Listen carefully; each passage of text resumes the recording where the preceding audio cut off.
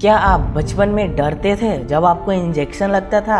और क्या आप तब ये सोचते थे कि आखिर ये इंजेक्शन लगता ही क्यों है?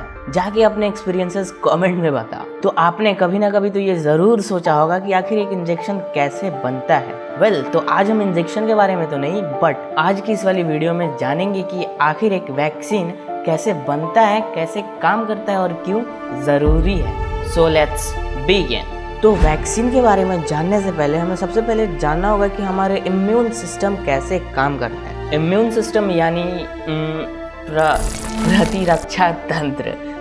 तो मतलब हमारा प्रतिरक्षा तंत्र कैसे काम करता है। तो ज़्यादा लंबे टर्म यूज़ ना करते हुए हम बिल्कुल सिंपल वे में समझने की कोशिश करेंगे। मतलब बिल्कुल ही सिंपल वे में मैं आपको बताऊंगा कि आखिर कैसे वैक्सीन वर्क करता है और हमारे इम्यून सिस्टम कैसे काम करता है। तो वैक्सीन को समझने के लिए हमें सबसे पहले इम्यून सिस्टम को जानना ज़रूरी है। तो जब भी हमारे बॉडी में कोई भी पैथोजन एंटर करता है तो उसका पहला काम होता है कि वो हमारे बॉडी से न्यूट्रिएंट ले सके और अपनी आबादी बढ़ा सके, जो कि उस पैथोजन के लिए तो काफ़ी सही है, उनकी आबादी बढ़ती, मगर इस वजह से हमारे सेल डेड होते जाते हैं और हमारे ऊपर काफ़ी बड़ा इफेक्ट पड़ता है।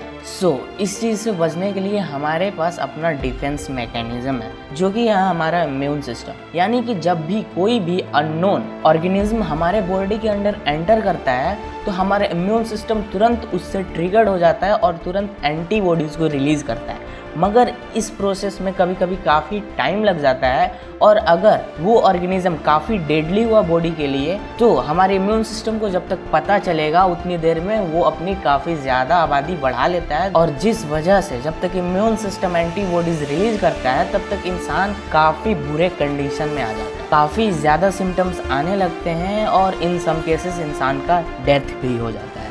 पर हमारा इम्यून सिस्टम तो थोड़ा ज़्यादा ही चालाक है। यानी कि जब भी कोई एक स्पेसिफिक पैथोजन से फाइट होता है हमारे बॉडी में कोई एक नए तरह का वायरस या बैक्टीरिया जब भी एंटर करता है, उस वक्त हमारे इम्यून सिस्टम को तो काफ़ी टाइम लगता है यह पता करने में कि वो वायरस सच में बॉडी के लिए हार्मफुल है या फिर नहीं है। मतलब कि एंटीबॉडीज़ को रिलीज़ करने में काफ़ी टाइम लग जाता है और अगर वो वायरस काफ़ी डेडली हुआ तो काफ़ी ज़्यादा इफेक्ट करेगा बॉडी पे। पर जब भी हमारा इम्यून सिस्टम कभी भी किसी नए बैक्टीरिया या वायरस से फाइट करता है तब वो एंटीबॉडीज़ के साथ एक मेमोरी सेल भी छोड़ता है, जो कि उस स्पेसिफिक बैक्टीरिया या वायरस का स्ट्रक्चर पता कर लेता है और फिर कभी भी उस टाइप के अगर बैक्टीरिया और वायरसेस आते हैं तो तुरंत बिना कुछ सोचे समझे हमारा इम्यून सिस्टम तुरंत एंटीबॉडीज रिलीज करता है और उन्हें मार देता है। यानी कि अगर एक स्पेसिफिक बैक्टीरिया वायरस से हमारे बॉडी में इफेक्ट पड़ चुका है तो फिर दोबारा नहीं पड़ने वाला।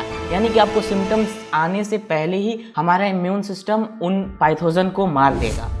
और यहीं एंट्री होती है वैक्सीन की, जो कि हमें स्पेसिफिक बीमारी होने से पहले ही हमारे इम्यून सिस्टम को उसके बारे में बता के उसे प्रिपेयर कर देता है। आगे बढ़ने से पहले एक फैक्ट, एक स्टडी के हिसाब से हमारे बॉडी में लगभग 43% बॉडी सेल्स होते हैं और 57% अदर लिविंग ऑर्गेनिज्म होते हैं, यानी कि वायरस, बैक्टीरिया और पैरासाइट्स वगैरह। सुनकर काफ़ी अजीब सा लग रहा है ना, पर पता नहीं एक स्टडी में यही रिपोर्ट्स कुछ सामने आए।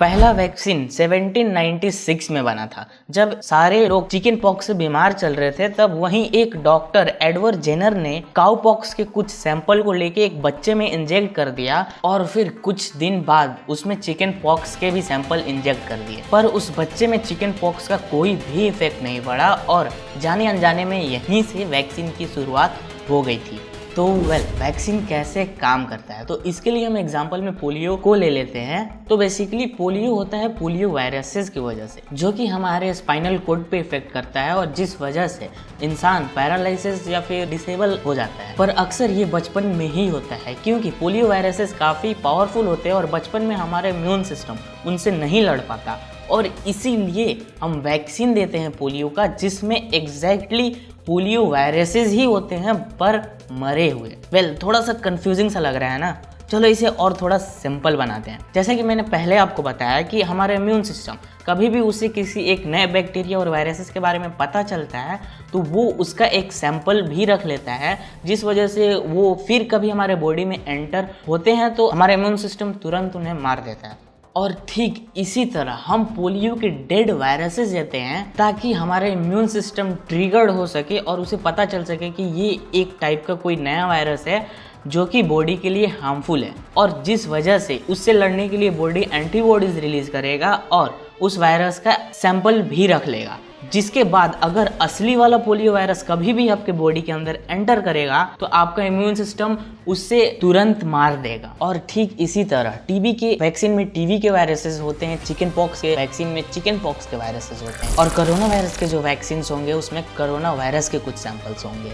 यानी कि जिस भी बीमारी का वैक्सीन है उसमें उस बीमारी के वायरसेस होते हैं जो कि हमारे बॉडी को इफेक्ट ना करें और हमारे इम्यून सिस्टम को भी ट्रिगर्ड कर पाए। कितनी आसानी से समझ में आ गया ना कि आखिर एक वैक्सीन कैसे काम करता है और कैसे बनता है। पर बनाना इतना इजी भी नहीं है, इसमें काफ़ी समय लगता है और काफ़ी पैसे भी। अब आपके दिमाग में एक सवाल तो आया ही होगा कि आखिर हम जब वैक्सीन बना सकते हैं तो फिर सारे डिजीज़ के वैक्सीन क्यों नहीं बना लेते हैं। जैसे कि हमें नॉर्मल कोल्ड होता है, वही जो ठंडी और गर्मी में हमें सर्दी खांसी होता है वो लगभग 200 वायरसेस की वजह से होता है, जिसमें adeno virus, rhino virus, corona virus और भी कई सारे वायरसेस के ग्रुप्स होते हैं। और इतने सारे वायरसेस का वैक्सीन बनाना काफ़ी टाइम लेगा और काफ़ी पैसे भी।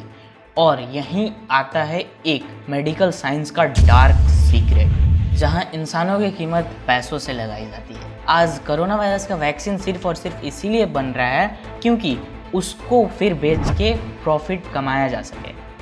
एक वैक्सीन बनाने के लिए क्या ज़रूरत होगी? डॉक्टर्स की। डॉक्टर को ज़रूरत होगी रिसोर्सेज की, और रिसोर्सेज आएंगे पैसों से, और पैसे कौन देगा? बिजनेसमैन। और उनका हमेशा से एक ही काम होता है, उस पैसों से और ज़्यादा मुनाफा कमाना। आपके क्या थॉट्स हैं इन फार्मा कंपनीज़ के बारे में? जाके कमेंट्स में बताओ, और दूसरे के भी थॉट्स जाके पढ़ना। तो फिर से मुलाकात होगी एक नई स्टोरी में, एक नए कल्पनाओं के साथ, एक नई शुरुआत से। Till then, have a great day, bye.